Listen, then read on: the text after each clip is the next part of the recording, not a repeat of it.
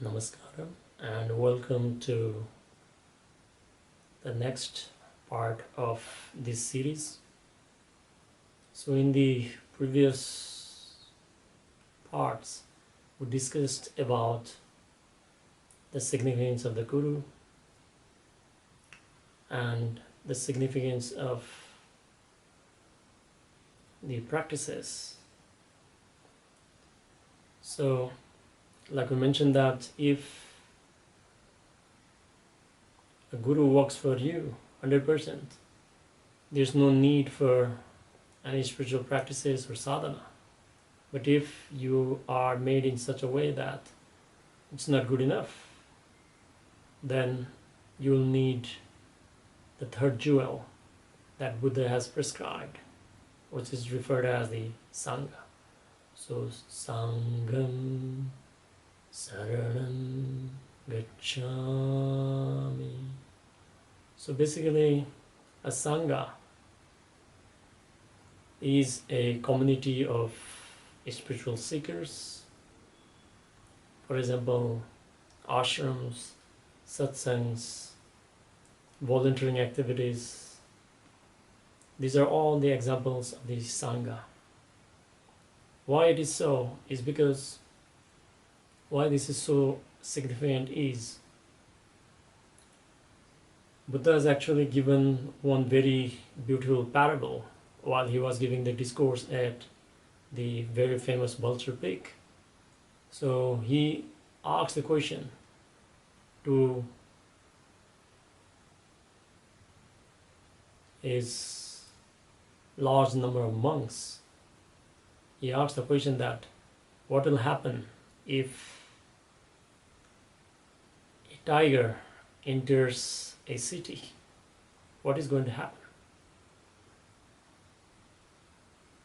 So Buddha says that the people will get scared even in the beginning, but afterwards the tiger will get killed.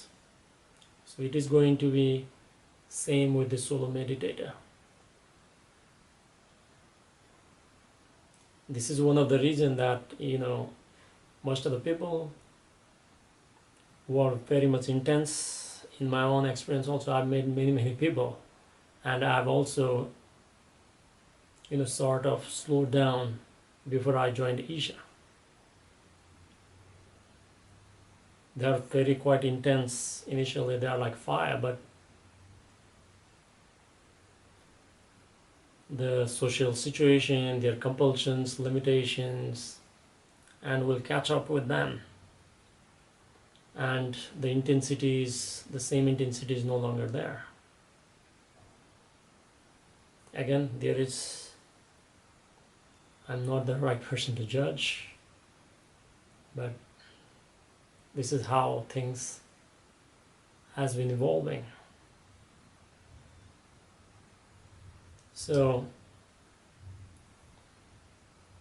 there are many situations where a person wants to strive, but at the same time the family situation, or they have a job to support themselves or family or other responsibilities, various other responsibilities, they are unable to create time, space for sadhana.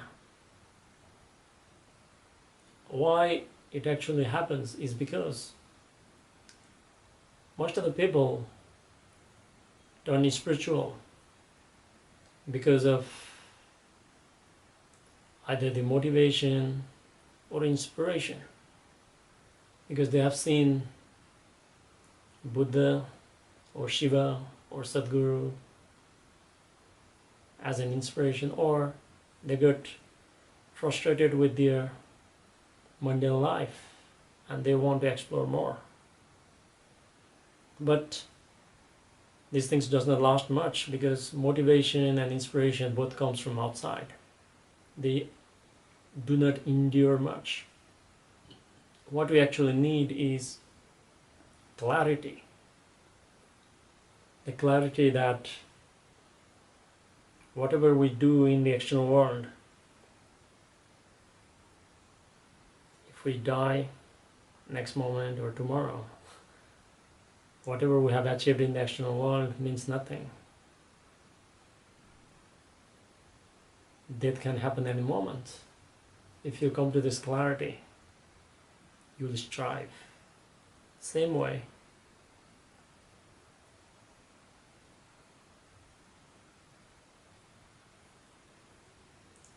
we can also have a clarity that although this body gives us a lot of pleasure and comfort, but this body itself is a prison, a beautiful prison.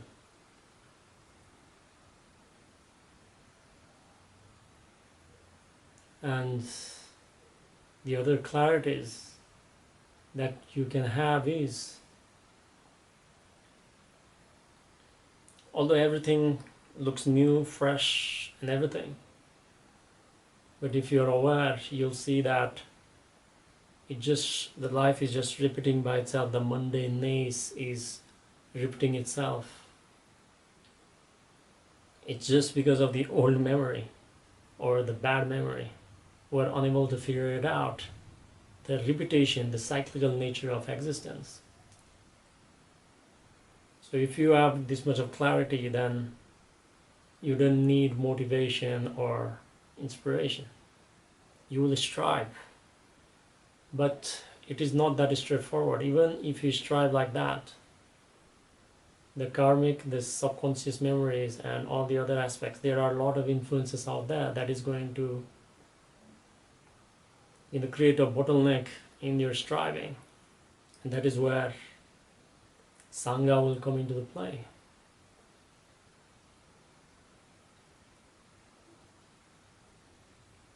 Anyone who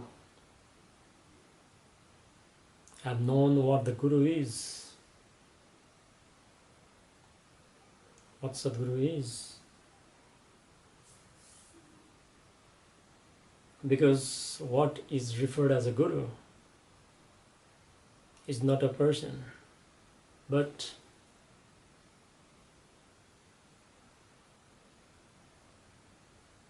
is a source of enormous amount of the spiritual energy.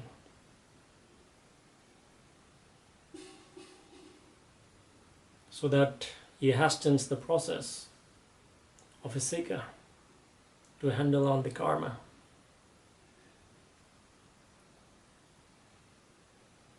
The same way, if you have access to the Guru wherever he is, because a Guru is not bound to time and space. You can access him right here, right now. But if you don't have that kind of access, you have to strive using the sadhana. But if that is also a struggling part, then comes the Sangha part, where just like you can ride the energies of the Guru, you can ride the energies of other seekers also, if you just know how to access the energy dimension of who you are. So the satsang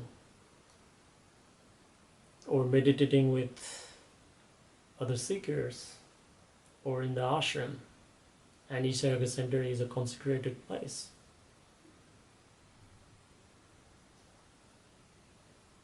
So it supports your growth. The spiritual maturity will come more faster.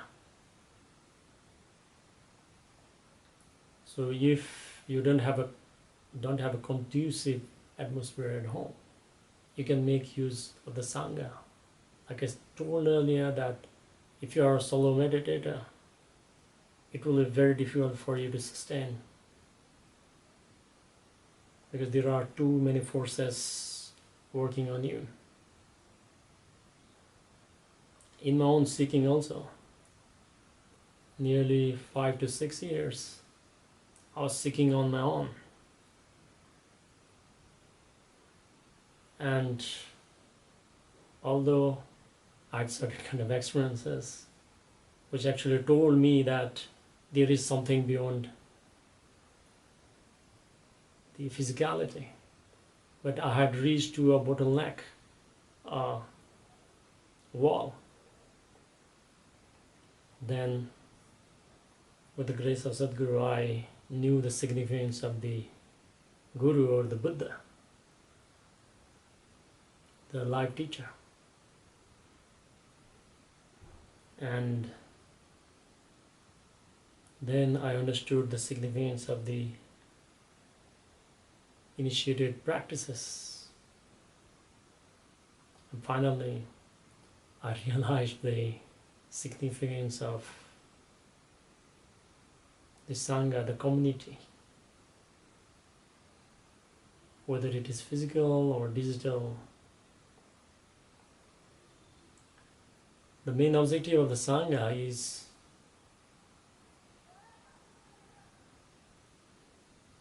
to keep you focused to your goal, to know the ultimate nature of your reality.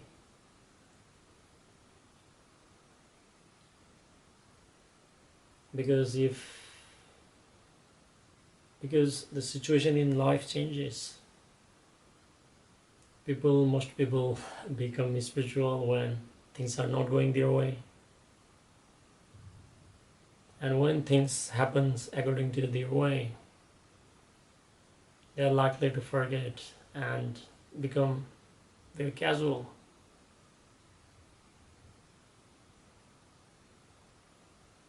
The nature of the existence is such that it goes in cyclical order.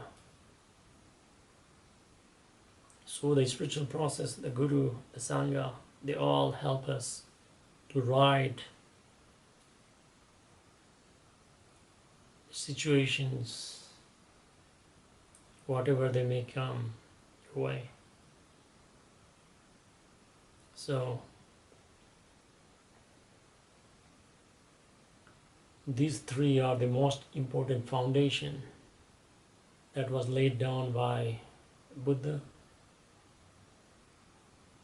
but they hold true to all hardcore spiritual processes. So without a guru, without a spiritual process, and without a Sangha, majority of us can lose the way. One of the beauty of Sangha is you can make use of the Sangha to clarify the doubts about your practices. And my humble request is not to ask with fellow meditator, but raise a query to Hatha Yoga teacher for Hatha Yoga practices if you are concerning with the Isha related sadhana. And you can ask questions about your practices to Ishangas and Isha teachers who have been trained specifically to handle all the practice related questions.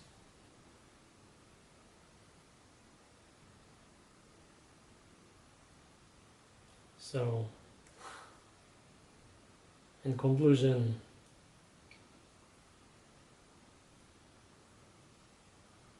you come to the Guru because you have come to understand that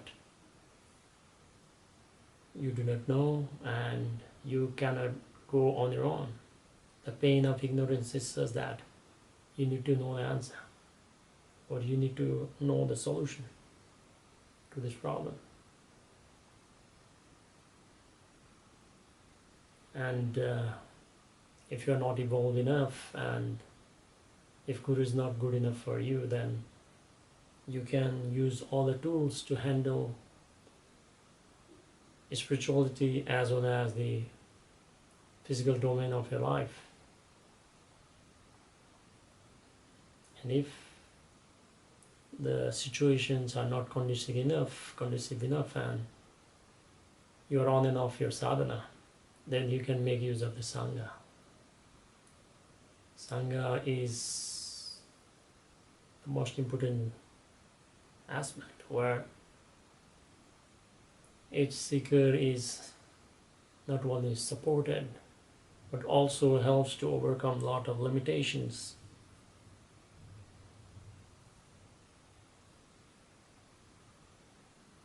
So in the